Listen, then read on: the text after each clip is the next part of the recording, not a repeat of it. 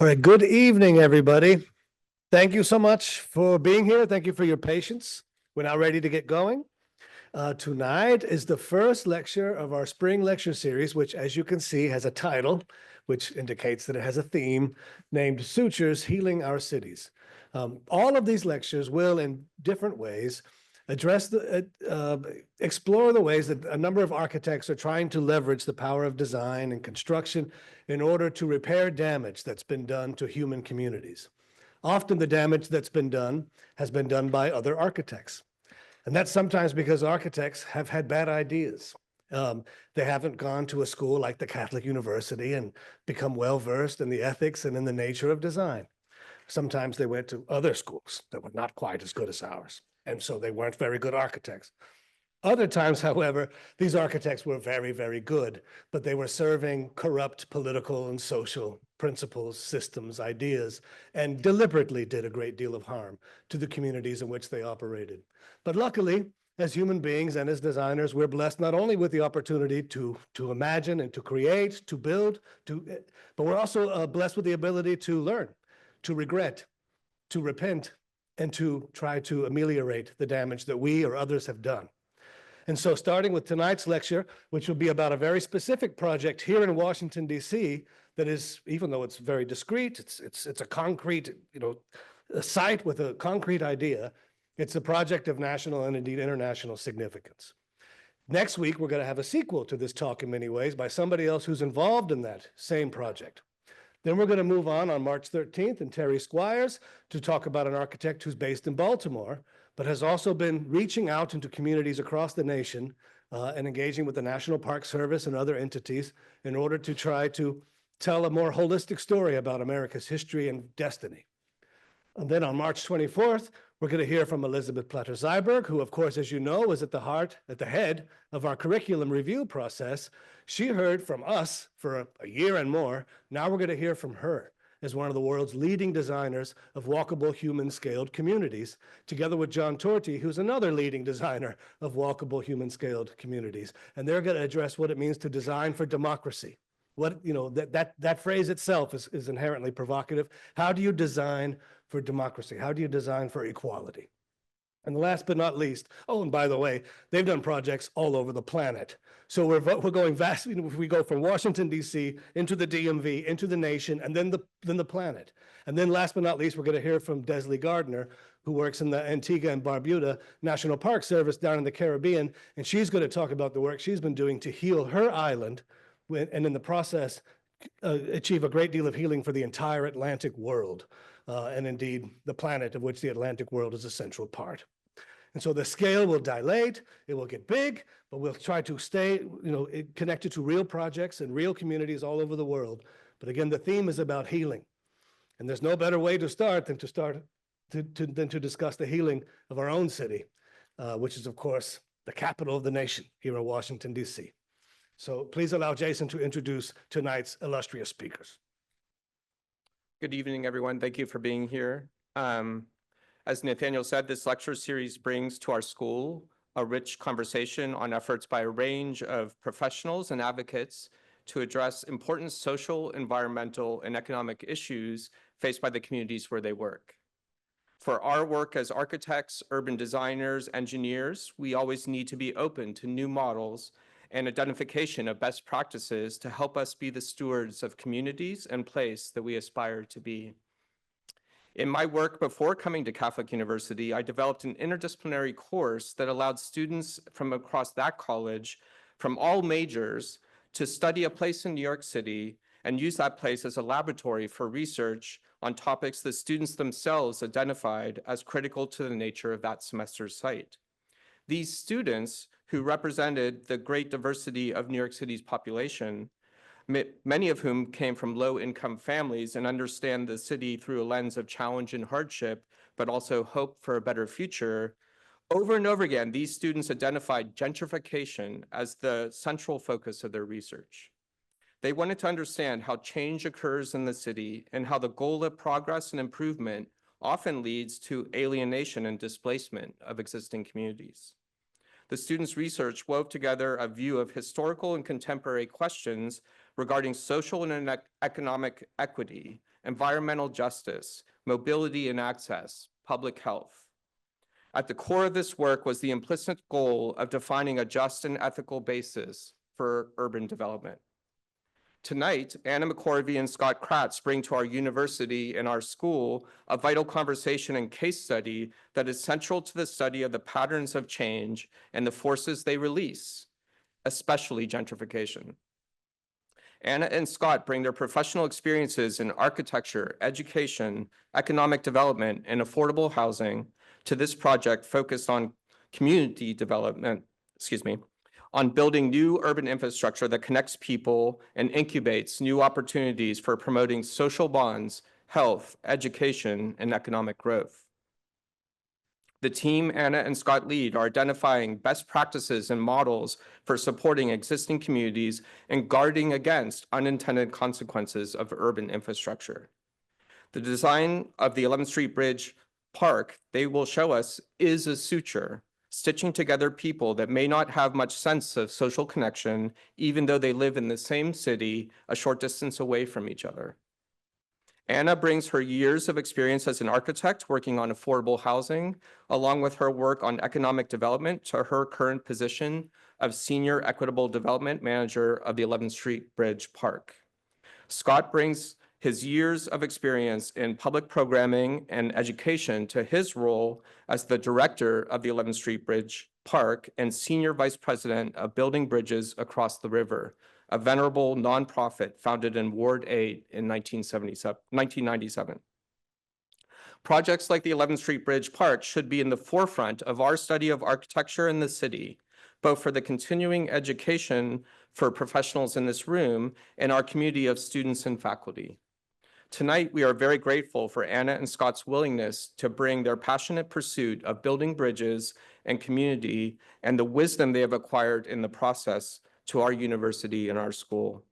Please help me welcoming Scott, and followed soon by Anna, to the podium. Thanks, Montgomery. Good evening, everybody. It is a real honor to be here, especially with such amazing, illustrious the speakers, many of which I've known for quite some time. So Anna, my colleague, will be here in a second. What we're gonna do, speaking of, all I have to do is say her name, and then suddenly she's here. Yep.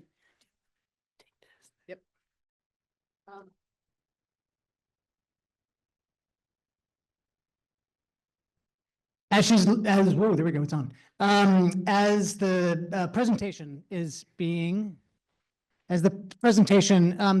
loaded, I wanted to share a little bit about what we aim to accomplish tonight, and then share a little bit about how I came to building a bridge that wasn't part of my career path. I spent 21 years working in museum education, most recently at the National Building Museum, running their education division. But it's been a circuitous path for sure, but a path that kind of makes sense when you think about it. But tonight, what we're going to do is we'll share I will begin the overview with a real emphasis on how local residents have been shaping this project from the beginning. We've had over 1,000 meetings with members of the community to drive every single programming element, down to selecting the design team and all of our anti-displacement work. I'll then share some of our latest renderings. We're very excited to share that after 12 years, and I did not think this was going to be a 12-year effort, but after 12 years, we are now at 100% design, and we plan on breaking ground later this year, which is very exciting. And then I'm going to turn things over to Anna, who's going to do a deeper dive in the anti-displacement work, what we call our equitable development strategies. These are strategies to make sure that those same tens of thousands of residents from both sides of the river who help shape this park can be the ones that benefit from it and aren't unintentionally displaced. And then we're going to end with some lessons to share some thoughts, and we'll have plenty of time for questions. So, oh, look at that. Perfect timing. Yeah, actually, I'll just keep talking with this. It's all right. So a little bit how I came to this work. As I mentioned, I was the vice president for education at the National Building Museum. Before that, I worked at a children's museum. I worked at a Western History Museum in Los Angeles. I started a Native American theater company in LA that's still going strong. But in 2006, my wife and I moved from Los Angeles to Washington, D.C. To run the education division at the National Building Museum. And in that role, I got to know the then planning director for the city, a woman by the name of Harriet Dragoning. And I brought over the architect and planner Jan Gale, who many of you I'm sure are familiar with, who spent his career trying to design cities for people, right, not cars. And Jan had never met Harriet before, so I organized a breakfast. Jan was running a little late to that breakfast, and I was chatting with Harriet, and I asked what I thought was a totally innocent question. Beware throughout your career of innocent questions, because they'll lead you to unexpected places. That question was, Harriet, what's happening with all the construction on the 11th Street bridges? And I asked that question because my wife and I lived at 9th and I Southeast, so sort of by Easter Market, by Barracks Row. And to answer that question, Harriet shared this thought bubble of an idea. When these old bridges that were built in the 1960s had come to the end of their lifespan, she had this really ambitious idea to save some of that old infrastructure, extend the life of that initial federal investment, to really solve a critical and wicked problem here in DC. That the Anacostia River has been dividing this city, our nation's capital, for generations. It's divided it by race, by income, by even life expectancy. There's a 15-year life expectancy difference in the District of Columbia, depending on where you grew up, right? And I think we can all agree that your zip code shouldn't depend on how long you live on this planet. But most of her staff, thought it was a really crazy idea. And so she asked me, Scott, would you be willing to work on this with me? And it was 7 in the morning, and I clearly had not had enough caffeine and cups of coffee. And I thought, how hard can this be? 12 years later, we're finally breaking ground. Don't be afraid to ask that what you think is an innocent question, and really embrace the response. So that's how I came to the project. But I'm actually going to take a step back as we begin this presentation, and talk about infrastructure for just a minute. You see this image of of this sort of cloverleaf exchange, and I suppose to traffic engineers, this is something that would be extraordinarily beautiful, right? The sort of height of the traffic engineering. This is the 110 interchange in Los Angeles, but in reality, this is how we often experience that kind of infrastructure, right? This is the 395 freeway by the Navy Yard, not too far away from where I live, right? And I love/hate this picture because those the young men who are trying to cross 10 lanes of concrete, air pollution, right? That the 395 freeway has divided this community. This is often how we experience this kind of infrastructure. And when it was built in the 1960s, it displaced 2,500 residents, 62% that were African American who lived there, right? And so when we think about sort of how we heal a community, how we suture back the community, we need to undo the harm that was done. And not to put too fine a point on it, but this is personal. That little red circle, that's where I live, right? It's where my wife and I live, right? So and it has separated where I live and my neighbors live from the Navy Yard, from the booming area down at the yards, to the Anacostia River, to certainly the residents who live across the river. And that's what we're trying to accomplish with the 11th Street Bridge Park. And when we went on this larger highway building spree, we built not one, but 2 freeways on either side of the river, further dividing the city. I would say intentionally, but we have the 695 freeway on one side of the river, and this is the 295 freeway that separated the residents who live in historic Anacostia and Fairlawn with Anacostia Park, the river, and the economic opportunity in the rest of the city of Washington, D.C.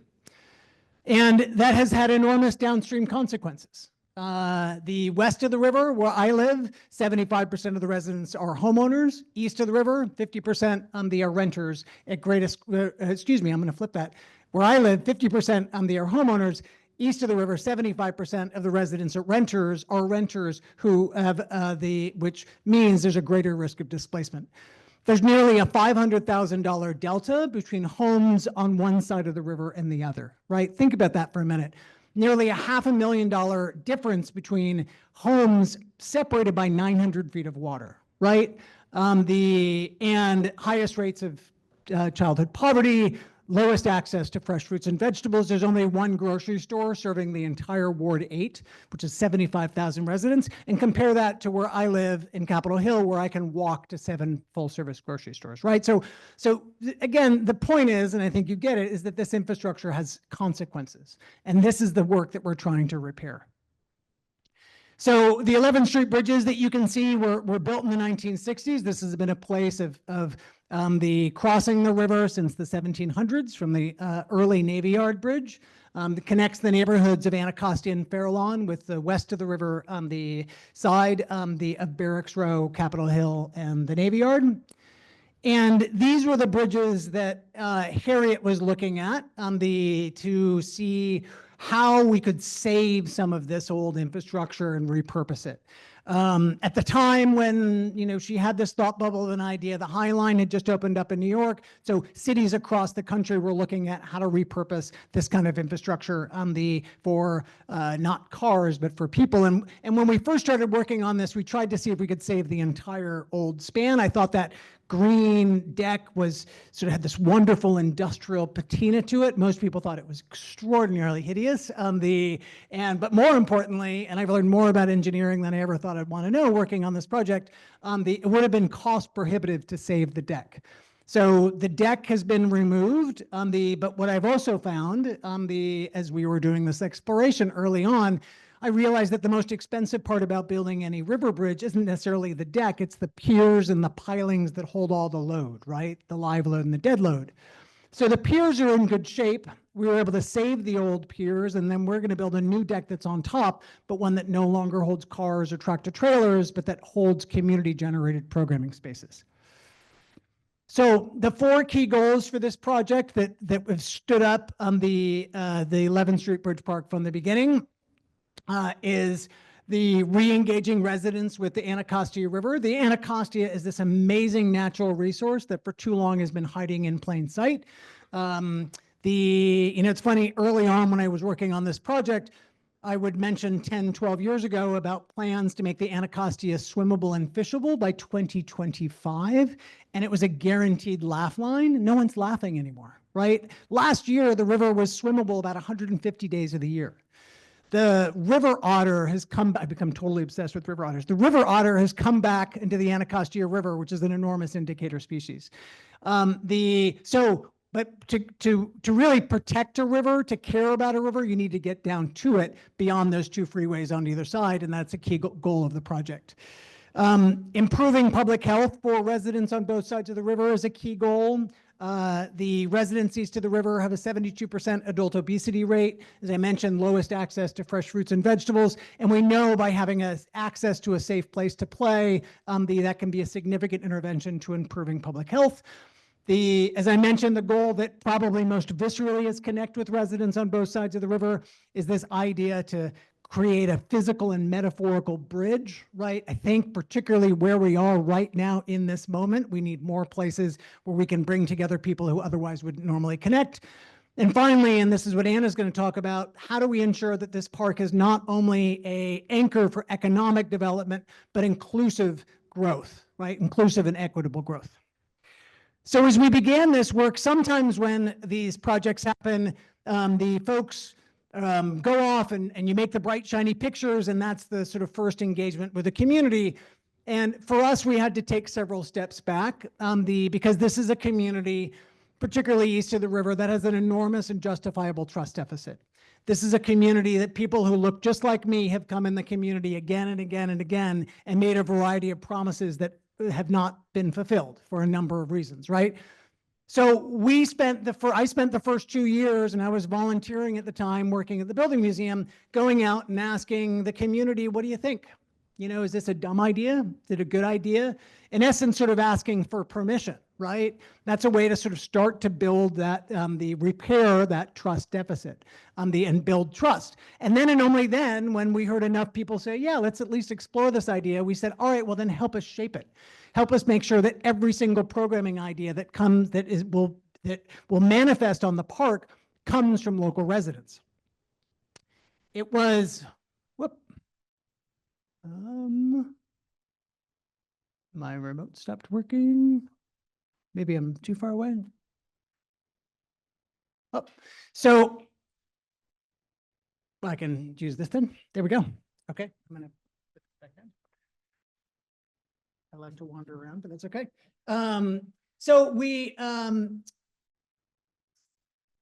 you hear it? Okay.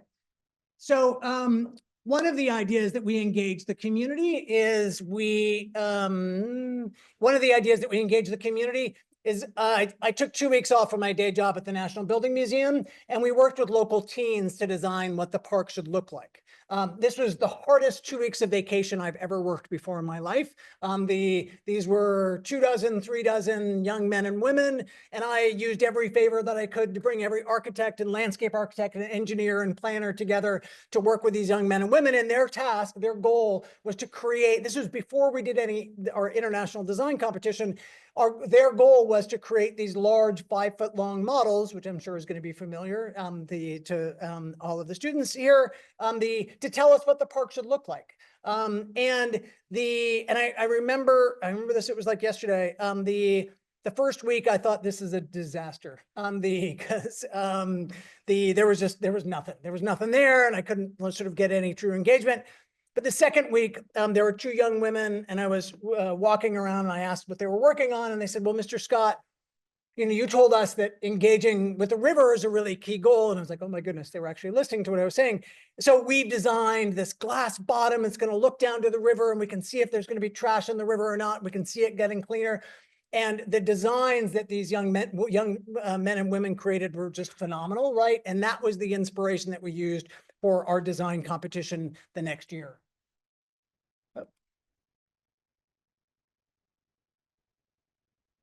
Their keyboard. Oh, there we go. I'll try it for you. Oh, you got it? Okay, I'll try it for you. Take your mic. There we go. Thanks, Anna. So what was really key, this is going to be a little team building exercise. What was key is we were going out and talking to the community and having these 200 meetings those first 2 years. Eventually, we've had over 1,000 meetings with local residents. Is how do we remove as many barriers as we can with true participation with a community, right? Not going out on some random Tuesday afternoon and seeing 3 people that would show up, right? The sort of same folks who come in, but how are we engaging a range of different voices? And so the one was, how do we connect to existing communities and connect to existing community meetings and not ask the community to show up, you know, for one more meeting? How do we make sure if they're coming in the evening or a Saturday afternoon that we're providing food, that we're providing refreshments, that we're providing childcare, right? People have to work. And finally, and this is not this isn't something we did early on, but it's certainly something we've done for the last 7 or 8 years. I would never ask a consultant to come down from New York and work for free, but that's what we ask of the community all the time, right? So if we're asking for a continued and sustained amount of engagement with the community, we need to pay them, right? We need to provide them resources for their work. And finally, many communities, and certainly east of the river, have been planned to death, right? I mean, there's all these plans that we found that were never implemented. So making sure that we're demonstrating results and incorporating their ideas into the design. Next. So the ideas that we kept hearing again and again from both sides of the river were these programming elements. We baked these into an international design competition. We had 81 firms from across the globe, some of the best architects and landscape architects in the country apply. And I'd never run a design competition before, but as we were leading this effort, what was critical is how do how do we, wherever possible, put decision-making power back into the hands of local residents? So we created what we call our Design Oversight Committee. This was a group of about 36 stakeholders from both sides of the river and across the city. And their goal was to review the design brief before a single design team saw it and make some pretty critical edits and changes. They met with our 4 final design teams again and again during the design process, right, to make sure they were incorporating some of their feedback. And at the end of this 8-month design competition, this group of local residents and key stakeholders, they were the ones who selected the design team. So they made a selection, they recommended it to the jury, and the jury was unanimous as well for the design, next slide, by the architecture firm of OMA and the landscape architecture firm of Olin, who you'll be hearing about in the next series from Lori Olin. And their design was really simple and elegant, and they started their presentation with the images of their inspiration from these young men and women that we'd done the workshop for several years before. But next slide. But the design was this really elegant way of incorporating all of these community requested programming spaces to this park, and this double-decked design with 2 trusses coming together and meeting in the middle. So there are spaces, it's all told about 7 acres of space. Next slide. Were there slides that were skipped? Nope. Okay. I wanted to show more slides, but that's of the images, but that's okay. Where we currently are, we're at 100% design of the park. We are currently the 100% design. The 100% design are being reviewed by the DC Department of Buildings. We've had 30 different agencies that we've needed to go through the review process to get to this point. A resident at a local community meeting asked me in September for our last walking tour of the year, Scott, why is this taking so long? They asked good-naturedly, but they were, honestly curious. And my response was, well, when you're transforming an old federal highway over a navigable body of water wedged between the National Park Service and an active Department of Defense installation, it's super complicated, right? So we're down to our last 2 permits that we need. The Department of Buildings should give us our construction permit. And then we're going through what's called a transfer of jurisdictional authority, where the National Park Service is providing about 3 acres of land right where the park lands to the city is where our environmental education center will be, and our 250-person outdoor amphitheater. Next. But it's been really critical to make sure that as we've been working over the last 10 years and refining this design, that we aren't just working quietly in our offices, but we're continuing to be out and engaging local residents. We're continuing to be out soliciting feedback and testing and piloting some of the program that will happen on the park 365 days of the year when the park opens. So for the last 11 years, we've been running what's called our Anacostia River Festival. This is an event that brings about 10,000 people down to the banks of the Anacostia River. And on a single afternoon, we set up programming of what it will be like when the park opens. We set up a giant stage right near where the river amphitheater is going to be. We set up kayak and canoe launches right where the kayak and canoe launches are going to be for the park. We work with over 24 community partners to have all sorts of hands-on activities. So we invite you all on May 7th, the afternoon of May 17th, for our 11th annual Anacostia River Festival. It is an amazing day that brings folks in from the entire city. Next. And one of the programming ideas that the community requested was urban agriculture to address that food justice issue that I mentioned before of only having one full-service grocery store serving 75,000 residents. But again, we didn't want to wait for the park to open. So we've set up a larger network of 7 urban farms, all in Southeast DC. And we bring together both a large farm that we have at the Arc at our main campus, and then 6 other urban farms in collaboration with nonprofits and communities of faith. We harvest all of that food, and we set up a farmers market at our main campus at the Arc in Ward 8, but we'll remove the barrier of cost. So we provide agency for residents that come in and they can choose whatever they want. We do healthy cooking demonstrations. We give out seedlings. We have U-Pick events in our main farm. And last year we served almost 3,000 residents coming in.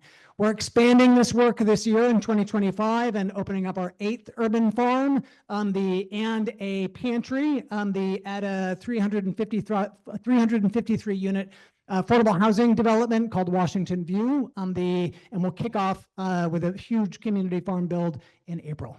Next.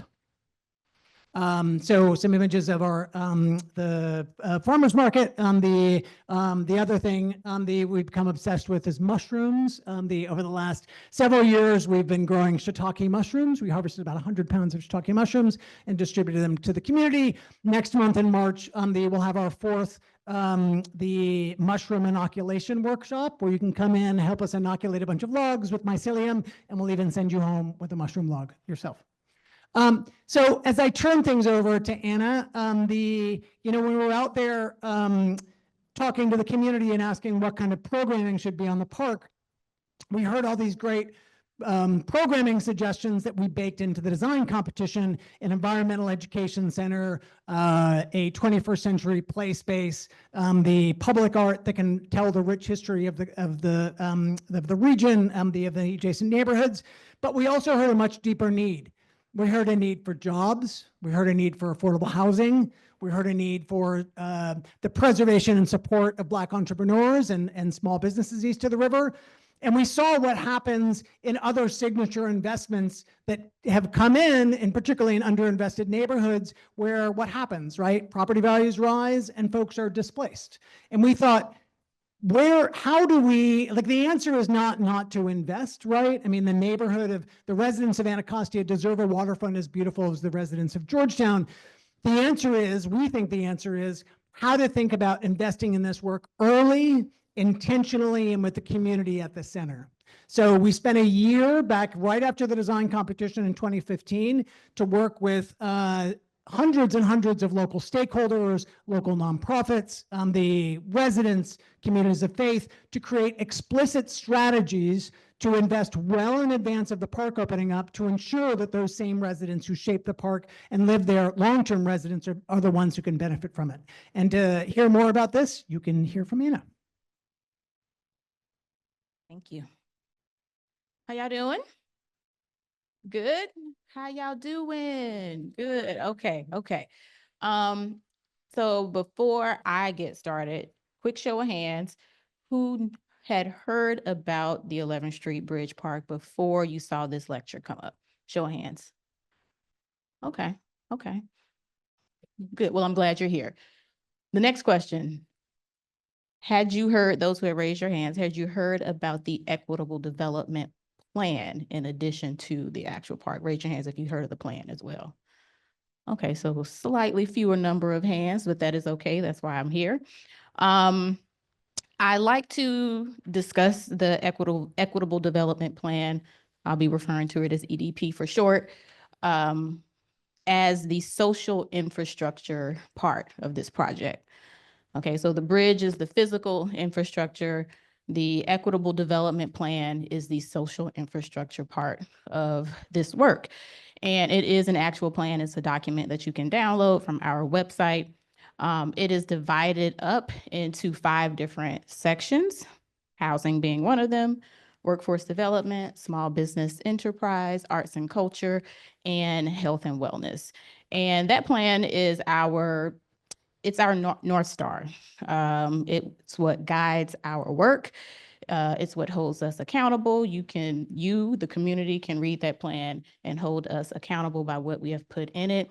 The community made the plan, which is why it's so amazing in my opinion. The community decided what was in it, and we are simply executing it.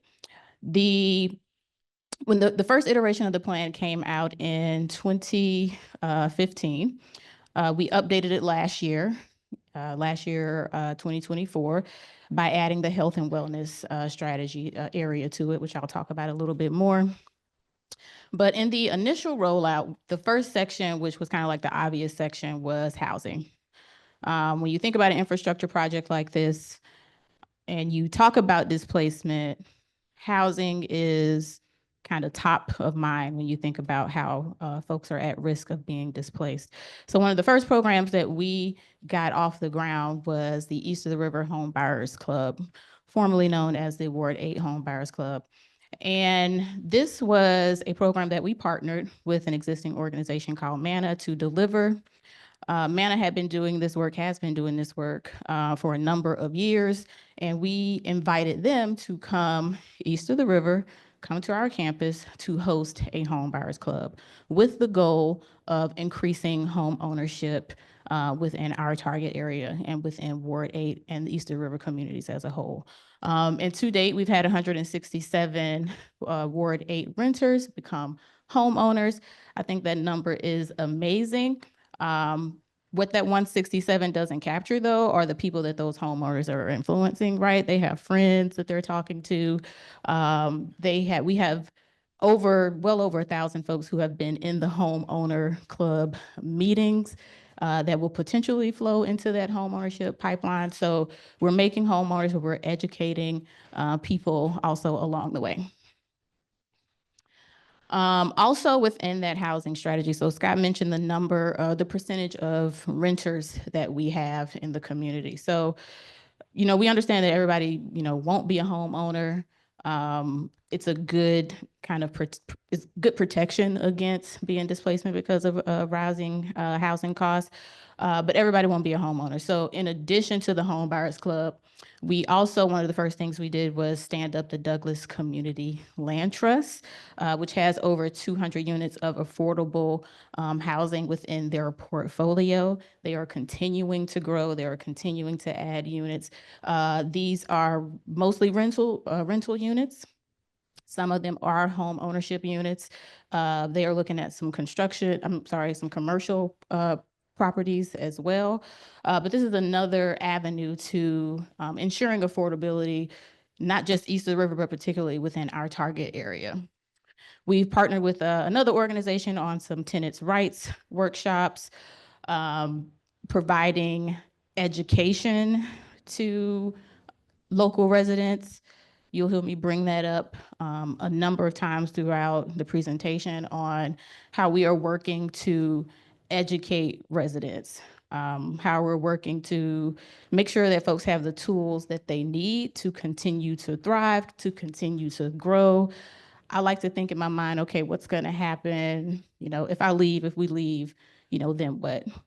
Are my neighbors better off as a result of us being there? And that's one thing that guides our work, wanting to make sure that folks are indeed better off after going through one of our programs. So in addition to that as well, we have a number of healthy housing programming.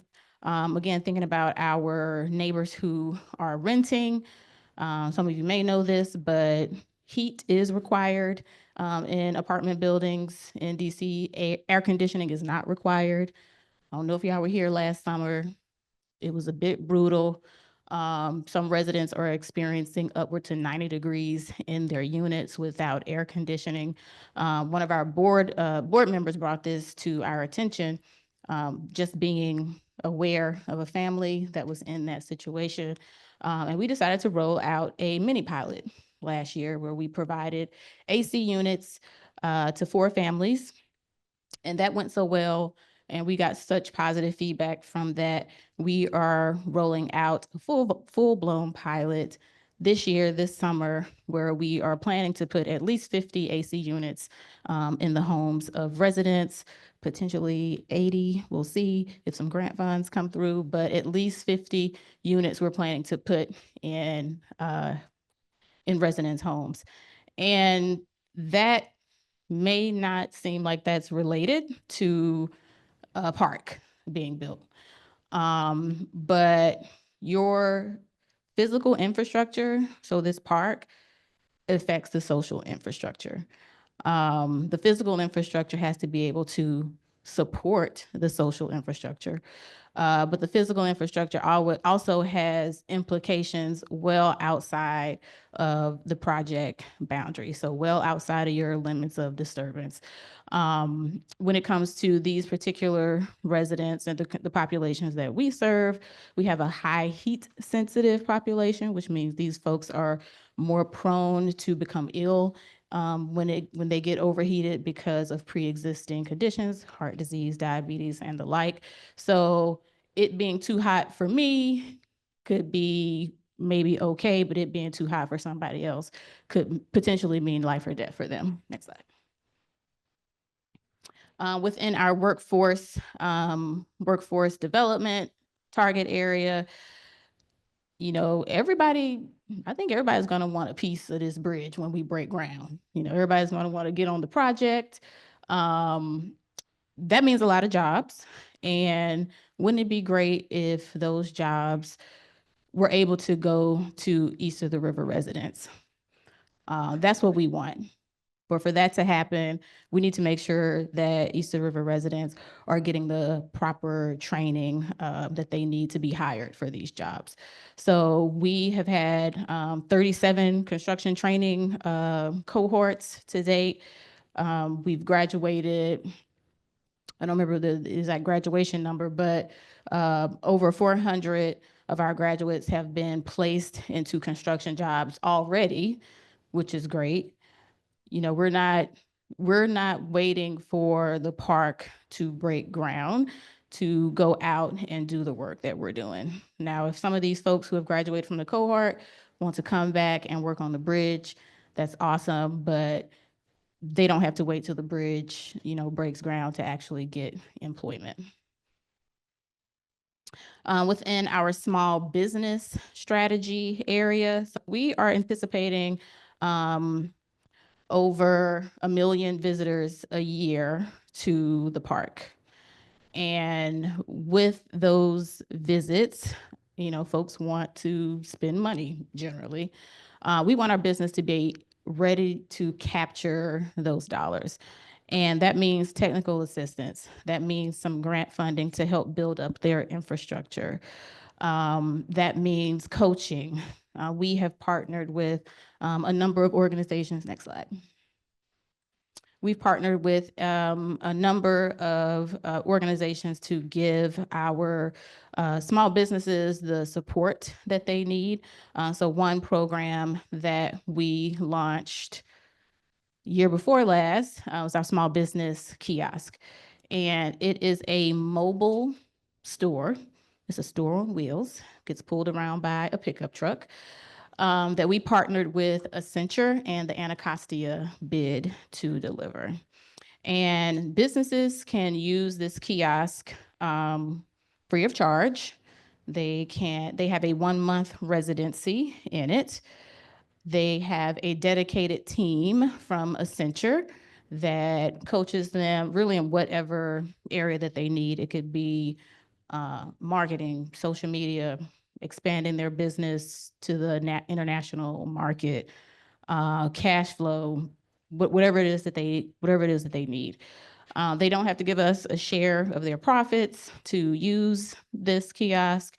They have access to some markets that they may not have been able to gain access to previously. You may have seen it at Eastern Market, Barbecue Battle, the Safeway Barbecue Battle. It's been at the Christmas market, and we're looking forward to expanding it even further. And I'll pause just really quickly to talk about how I came to this work. How I came to this work is actually through this kiosk right here. I'm an architect here in DC. I practice what I call traditional architecture for 10 years. I know I look young and it don't look like I've been practicing for that long, but that is a fact. Graduate of Howard University, and, you know, love the field, super passionate about it. So passionate, in fact, that I decided to start a nonprofit community design center called the River East Design Center. where the mission is to empower communities to shape their own environments, and share, the joy that is design, that is architecture with my community, which is the Ward 8 community. I'm an Anacostia resident. The Bridge Park put out an RFP for this kiosk, and I saw it. I thought, that's cool. That's a perfect project for the design center. I called some friends of mine at the neighborhood design center, say, y'all want to partner on this kiosk? The rest is really history. We got the project. We designed this, we got it constructed. It was an amazing experience. And then Scott says, are you interested in joining the team? And I'm like, what? Actually, and I've never said this to Scott, I saw that job description posted and I thought, this is for me. This is perfect. But I didn't tell him it. And, I accepted the position. And one question that I was getting from my friends, so you leave in architecture? Like, no, I'm just practicing architecture a little differently. We still here, we still in here. Okay, next slide. So another strategy area within our EDP is arts and culture. Did you know that culture is at risk of being displaced as well? I love to tell people that when you come to an event, an 11th Street Bridge Park event, that it's gonna feel like a East of the River event. It won't be random DC event number 3 that just so happened to exist east of the river. No, it is a pure East of the River event that is representative of the people that have made that community and those communities what they are today. And to date, we've invested over $4.2 million in public art, whether that be through the various public art projects that are going to be on the bridge when it's finished, all designed by a local artist. They all just so happen to be women teams. That was not intentional. That's just how that turned out. To supporting artists, and everything in between, including our Anacostia River Festival, right, which I expect to see all of you there.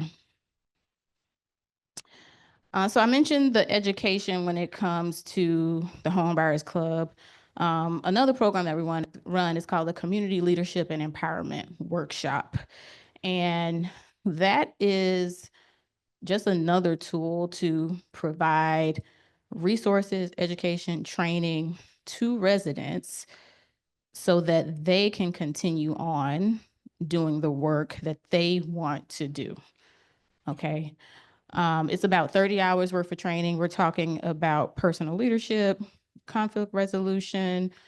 We're exploring planning concepts. We're talking about planning in DC. Last year, we also talked about DC government, just like the structure of DC government. We talked about ANCs and how they operate. We had Department of DOEE come in and talk about some of the things that they do. We're really trying to empower and equip folks to go and make change that they want to see. Not that we want to see, not that we think, but for them to go and continue the work. We are in the process of taking this program national as well, so that other organizations can continue to teach their communities and continue to empower their communities to go out and really make change that they want to see. So our newest strategy area is health and wellness. I think Scott touched on the fact that, we're definitely seeing higher rates of heart disease, diabetes, cancer, all the bad stuff in our communities. Partly to do with the lack of access to fresh foods And so we decided to pull out this health and wellness section specifically. We were doing some of this here and there, but we decided to pull it out to put more emphasis on health and wellness. And within this strategy area, we were able to do some environmental justice training through CLUE. We have a summer health and wellness programming that we rolled out last year, we'll be doing this year. And the market that used to operate as a standard market has now been converted into a free market. On Fridays, you just come with your own bag, but if not, we have bags, and walk around the table and get your produce. And much of that is locally grown on one of our 7 plots. This is my favorite stat to share here. Over $100 million that we have invested in our EDP strategies to date. That's more than the cost of to construct the actual bridge. And I like to share that because I want folks to use that as the measuring point. If you got a project in your community, you know how much it costs. Ask the team, so are you putting at least that much into your equitable development strategies? And if they say, what is the equitable development strategy? Say, well, you need to go talk to the Bridge Park team. So one thing that, well, not one thing, there was a lot of things going on during the COVID crisis. And we decided to pause our capital campaign during that time because we just didn't feel like it was appropriate to continue a capital campaign in the midst of a crisis, quite frankly. And so we partnered with some other organizations, 3 other organizations, I believe, to implement the largest privately funded unconditional cash transfer ever in this country. So unconditional cash transfer is exactly that. I give you money and you don't have to do anything for it. You're not filling out a bunch of paperwork and surveys and just it's unconditional. You just get it. That was important to us. It was important to continue to show ourselves to be a trustworthy partner in this community that, as we noted, for a very reasonably may have issues trusting organizations. And because of our work in doing this, the mayor continued to put funds into this project as well. And that's one thing that we're really proud of. Oh. I don't know what the slide is. Sorry. So in the last couple of slides, just as Anna mentioned, we're starting to take some of this work nationally. We're over the last 4 or 5 years, last 7 or 8 years, we've now been advising about a dozen similar projects around the country about how to do that, how to invest in underinvested neighborhoods without displacing the same residents you're trying to serve. So there's now equitable development plans based on the model here in Washington, D.C. that we developed in Buffalo, in Dallas, in San Francisco, in Grand Rapids. And we just received a grant at the end of last year to bring this technical assistance to 5 additional cities this year in 2025. So in the next week or two, they will be launching a larger application to encourage, because we all shouldn't be making the same mistakes at the same time across the country, right? And wrapping up, we've learned a lot. We've made mistakes. We try to learn from them. And some of the lessons that we've learned is when you invest in these large sort of civic infrastructure projects, if you wait for that larger community investment that happens in the neighborhood, by the time the park opens up, the market's going to move much faster than we could possibly respond to it, right? So by the time the park opens in 2027, 2028, we'll have been investing in these equitable development strategies for about a dozen years. Making sure at every single step, we put that decision-making power back into the hands of local residents, right? And train them through programs like our Community Leadership Empowerment Workshop, or CLUE. This trust is essential to all of our work. And I didn't come up with this, but a colleague down in Atlanta did, that I just think is really powerful, that change moves at the speed of trust. making sure many of the programs that Anna talked about, we are not doing ourselves. We are doing in collaboration with other existing nonprofits. We shouldn't be reinventing the wheel, right? But if we identify a need, we try to identify work that's already happening in the community that then we can help amplify. Finally, the last couple of things is that setting clear, measurable goals for each of these strategies is essential. And from the beginning, we've been working with a senior evaluation team from the Urban Institute who are with us along the way and making sure we have a real-time feedback loop so that we can learn these experiences and we can learn from these experiences and we can pay them forward. So what's next? We'll be breaking ground, as I mentioned, later this year. Very exciting. In the fall, we received a really wonderful $15 million grant that completed our construction the goals for the project. And for about 2 weeks, we were all sort of on cloud nine. It was like, oh my God, I can't believe we've raised $92 million to build this project. The city's putting in half of the money. We've raised now the other half of the money. But then it really started hitting me of like, wait, this summer, there's going to be cranes in the Anacostia River, and the investment pressure is going to be even much more intense, and we need to really triple down on our housing investments.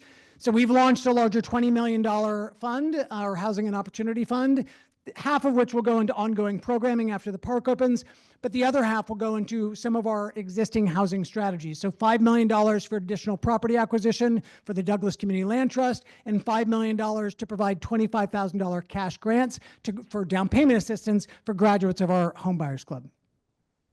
So we can't wait to open this new civic space, this new civic infrastructure. We can't wait to learn from our colleagues around the country. We can't wait to learn from all of you as you go on and do amazing work.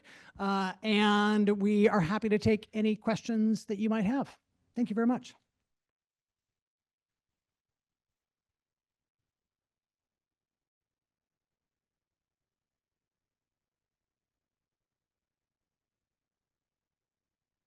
Any questions, comments, thoughts? Douglas. It's wonderful, Scott. I remember 15 years ago, you came up to me and said, I'm going to quit my job and I'm going to do this. And I said, you're crazy. It will never happen. But congratulations, through sheer force of will, you guys have made this happen. It's unbelievable. So my question is, the shorthand that everybody always talks, everybody says, oh, the 11th Street Bridge Park, yeah, that's like the High Line, right? And I know, well, no, it's not the High Line. But there is that natural, I understand it because I've been to the High Line.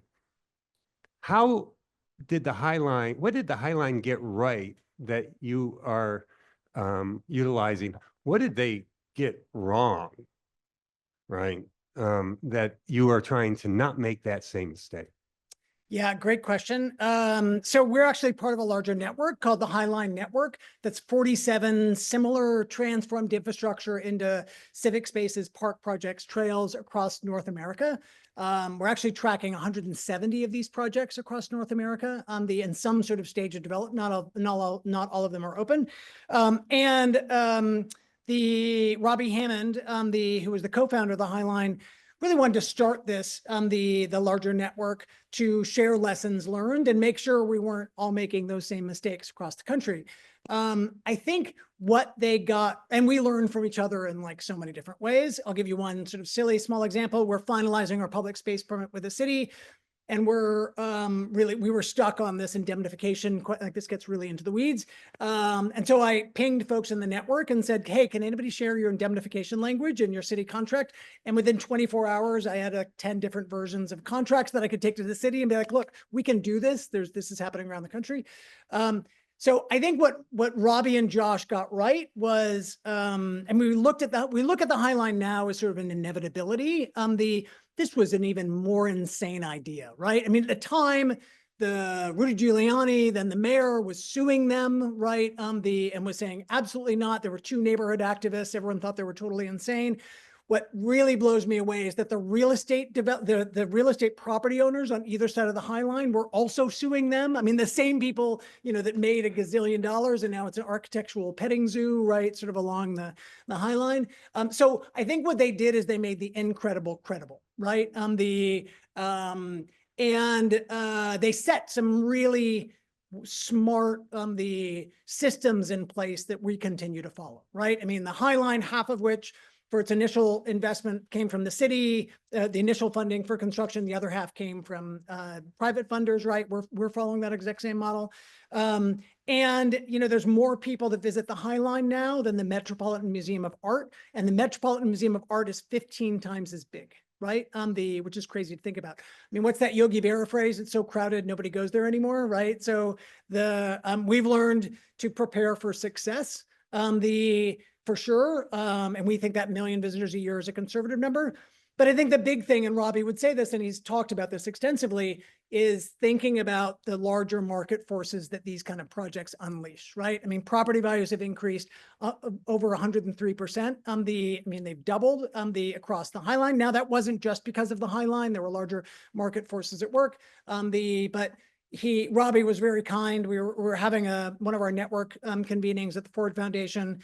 We had 200 people from around the country, and in the opening remarks with Darren Walker, the president of the Ford Foundation, Robbie said, we should really be calling this the 11th Street Bridge Park Network and not the High Line Network, because, and it was so fantastic that my board chair was there and could hear that. And I was like, oh, can you say that again? But I think while we are learning from so many other projects from programming, from earned revenue, from how do you make sure that these projects are continuing to sustain themselves, we in turn can share this larger anti-displacement work. Because again, the answer, I said this before, but it's worth repeating, the answer is not to invest. There's a larger movement that was called the Green Enough movement, right? Which posited that this is my words, not theirs, but that underinvested neighborhoods can't have nice things, right? And I reject that, right? We just need to think about how we develop these in very different ways. And that's being really early and intentionally and opening up the aperture for these types of projects, of not being afraid to not be afraid to look outside of the property, the immediate sort of confines of these projects, and see what what are the intentional and unintended consequences of these kind of projects. So thanks. I just have to say, there's an old saying that don't think that a few highly motivated people can't change the world. It's the only thing that changes the world. Thank you. It was an incredible presentation, incredible project. I was just curious, and maybe your network is part of this, but what projects could you look to as precedents for your equitable development plan? Because to me, it's so innovative and so interesting. Were there projects that you referenced or other community groups who had done similar work? Yeah, we did a larger asset map to see who's, like, surely other folks have done this work before, and indeed they had. One really helpful example in the plan, not necessarily the implementation, although they're really tripling down on that investment right now, was the Atlanta Beltline. So the Atlanta Beltline, much bigger project, multi-billion-dollar project, taking 3 or 4 different sets of railroad tracks that circle Atlanta into a mass transit and bike and ped path that could reconnect Atlanta. Their equitable development plan was really solid. It was developed very thoughtful. I had long conversations with Beth McMillan, who is the staffer at that point. I think they would say they took their eye off the prize, right? They had some very ambitious goals, but were more focused on building the actual infrastructure than those investments. The Clyde Higgs, who's the current executive director, is doing an amazing job, and we continue to learn from them every single day. But again, like, once those market forces really once they're really unleashed, you can't put that genie back in the bottle. So that was extraordinarily helpful. And as we've been implementing, I mean, this is a sort of smaller piece, but as we were implementing, for instance, the mobile kiosk that Anna talked about, There were amazing kiosks and sort of mobile, similar mobile projects in Chicago, one actually in Atlanta, another in Chicago. So we, as much as we can, we try and realize, let's not reinvent the wheel. And it's been so wonderful to see now, as we've been traveling out to San Francisco and the India Basin project, that opened up their park, it's at the site of the old Candlestick Stadium. They implemented an equitable development plan following our model, and they've been implementing that for the last 4 years. And now we in turn are learning from that. Buffalo's doing similar work at the Riverline project. Grant, we were able to fund several years ago. We received a significant $2 million grant from a foundation in New York to continue investing in our construction training programs here in DC, but also 4 other projects around the country. And again, we do big convenings, we all learn from each other. So, hopefully we can push each other a little further up the learning curve.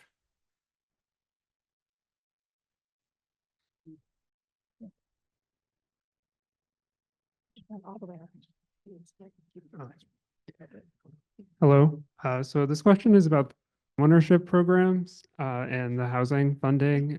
So I'm just wondering, like you were saying, if the home ownership rate is so much lower, and obviously like getting people who are renters to become homeowners is a way of preventing them from being displaced, but presumably you're purchasing the homes from people who were already homeowners there.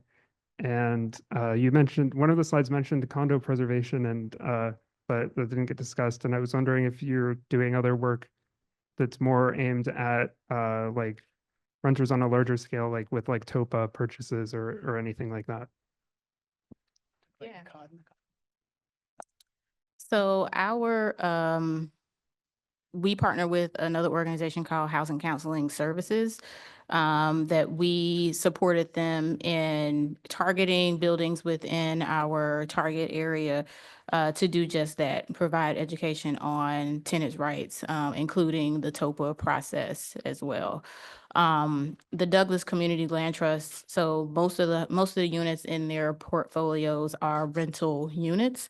They do have some home ownership units in the portfolio as well, but those will be permanently affordable rental units. And as far as the condo preservation pilot, so a lot of condominiums in Ward 7 and 8 are what we call naturally occurring affordable housing, just because they're older.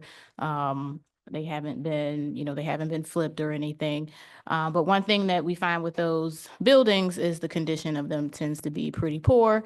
And in addition to that, the reserves that you need in your HOA are not substantial enough to address the issue. So those buildings are at risk of being flipped and being turned over, and thus us losing that naturally affordable housing. So we've been working with a building to help them find, resources to address the maintenance needs, but also again, partnering with Housing Counseling Services to give them the training that they need to help build up their board. And I'll say too, another program that we've been working with is an organization called Yachad that does free home renovations. So we have been supporting them, again, partnering, asking them to focus on our impact area and Ward 8 east of the river more broadly, to support homeowners, existing homeowners who may be falling behind in maintenance. And those maintenance issues are getting to a point where they feel like they can't get on top of it anymore and may be tempted to sell their homes. I know I get them a lot, the postcard saying, "Are you ready to sell your home? We'll buy it for you for $200,000 cash." Where are you gonna buy something in DC for $200,000 cash? Like, you sell that, then where are you gonna go? But if you are, severely, behind in your home maintenance, that might be tempting. So we're really approaching this from multiple angles, trying to help existing homeowners stay where they are and trying to help renters become homeowners if they so choose, but then also helping to educate and to support renters where they are as renters.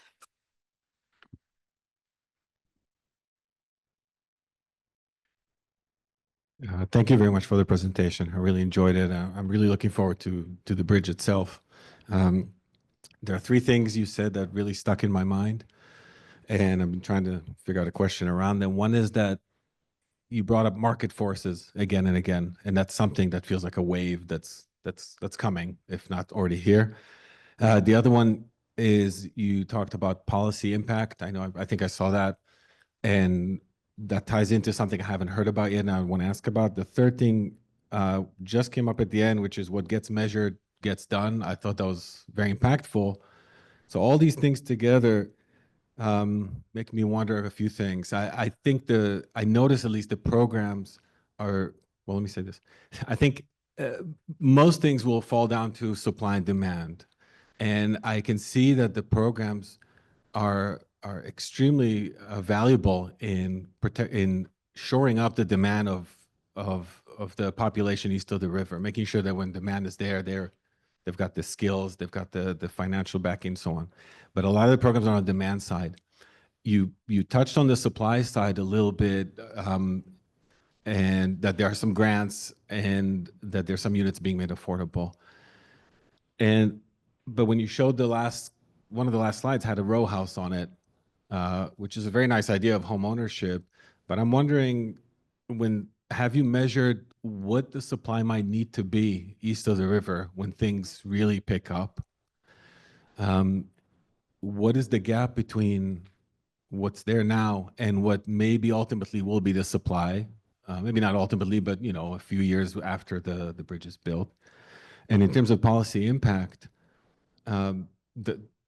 have you been talking to the city about zoning, about other models of building, other areas that are designated to provide that supply to actually keep affordability? Because no matter what, if there's no supply, that demand is coming and it will drive prices up and up. And it's not to sound ominous, it's just to say, are you also looking into creating supply?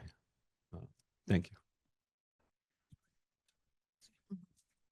Yeah, no, that's important. And we as a larger city have a huge supply issue. For our graduates of our East of the River Homebuyers Club, it's inventory, right? I mean, it just doesn't exist, right? Or there's such low inventory. So it's not, yes, it's endemic sort of east of the river, or it's most sort of critical.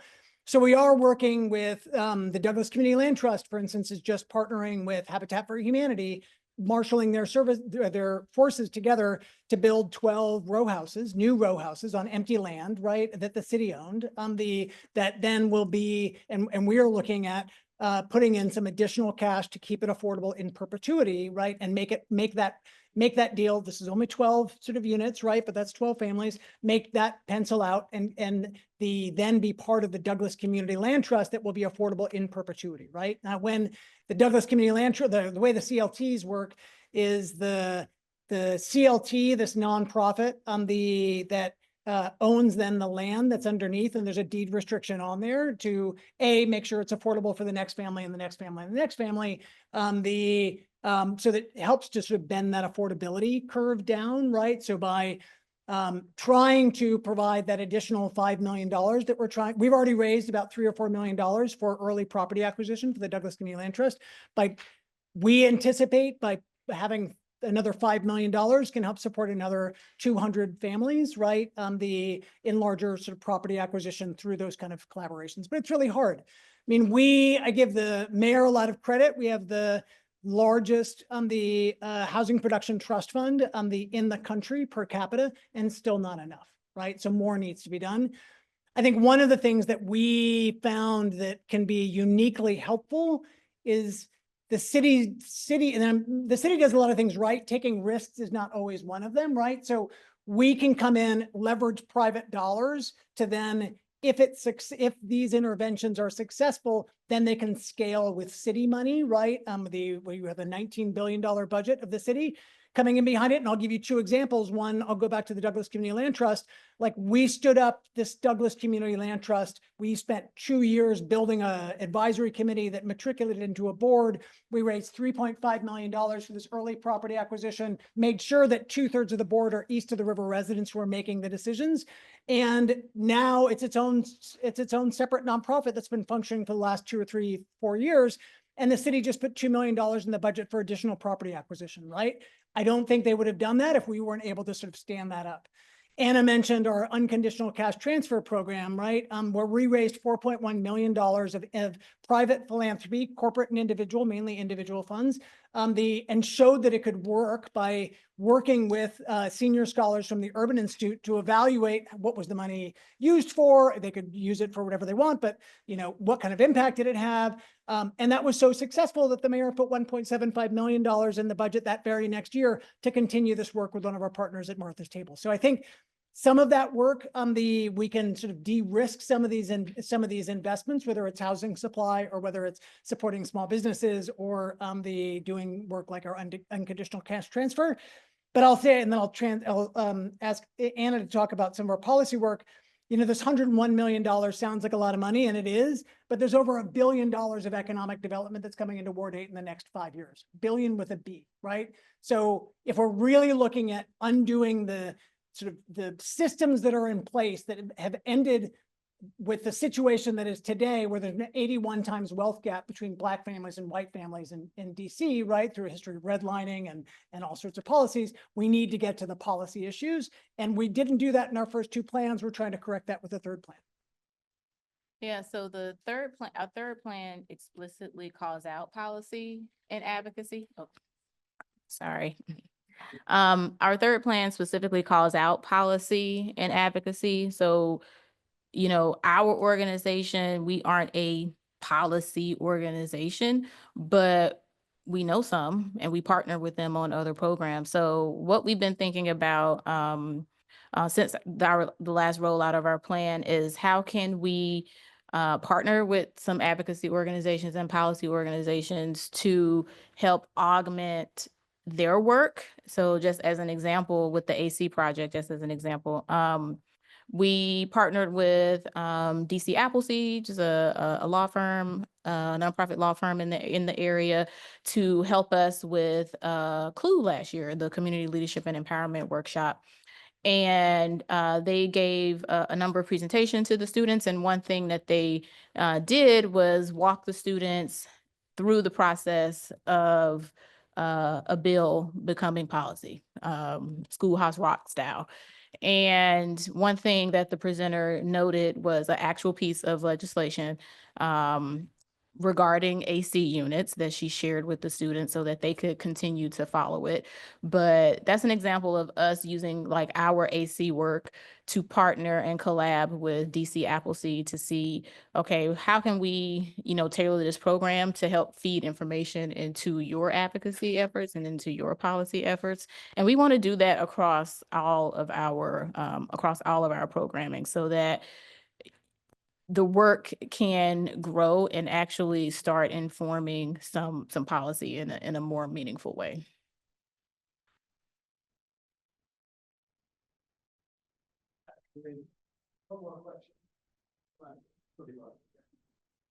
It's going to be a great one. No pressure. Shout it. All right. On a managerial level, this is a very large project, and you have different specialists as well as the community gathering under one roof to really elevate this community space. I was wondering, as the practitioners and the designers of the final schematic, I guess, or the overall design, how do you make sure that everyone's voices are heard, as well as being sensitive to the community's opinions on the project and managing with the specialists who are the ones that supposedly know everything? Well, our community is very, very opinionated, highly opinionated. If they don't like something, we will hear about it. So this project has been in the works for, 10 plus years at this point. And what that allowed, how that benefited you, Scott, was that you had plenty of time to build relationships. I'm pretty sure everybody wasn't trying to hear you at first. They weren't welcoming him with open arms right out of the gate. But over time, that trust was built. And what that also allows is a situation where people can freely share what it is that they like or don't like about a project. There was an image of a young lady with like a board and some sticky notes or something at some point in the slides. That's a process that we do repeatedly. We did it for the last rollout of our equitable development plan, where the community came together. We had representatives from local organizations. We had just, I call them just like, normal community folks come in and help shape the strategies in the plan. And we hosted a couple of events where folks could come in and say, yes, I love that. No, I hate that. Add this to it. And we did that a number of times. And every time we've rolled out the EDP, we've done that. And that allows us to understand what folks want and what folks don't want. So at the end, when we have this completed plan, I say completed, it's a living document. We will revisit it again one day. We'll do the same thing. We'll invite everyone back in. We'll say, how have we been doing? What would you like to see? What don't you need to see? You don't need to see any more of this. What about that? And we'll just keep doing that. And that's how, that's just our process. We rarely just like make a decision that comes from us. So mostly everything kind of is community driven. And the only thing I'd add to that is that it's really critical that the team, right, reflects the community that we serve. Because yes, it's important to go out and engage with the community and help shape it, but it's also really important when we're, how we're going to market this event, how we, what equitable development, the strategies that we're going to prioritize, that those voices are inside the room, right, is really important. And then on a very practical level, during the design competition, it was really critical to make sure that we provided the venue for the design team to hear from the community. Right now, we need to understand the community, no community, I don't think, speaks with one voice, right? As Anna said, our community, like every other community, is very opinionated, right? They don't, shocker, a spoiler alert, they don't always agree on everything, right? But we provided this venue for them to be heard. Now it's really critical to make sure that that's facilitated in a constructive way. So the way we did it during the design competition is we had all feedback as framed as either a high risk or low risk. Not I don't like that, I do like this, right? But is this high risk or low risk? And that helped to take the emotion sort of out of it and have much more constructive feedback. And at the end, when this design oversight committee, this group of stakeholders, particularly I know it was the rowing community that was super opinionated, and folks from the Navy Yard who have like legitimate security concerns, when they weren't peppering everybody with questions, it's like they'd been heard, right? So that's really critical. So thank you, everybody. Really appreciate it. All right, thank you.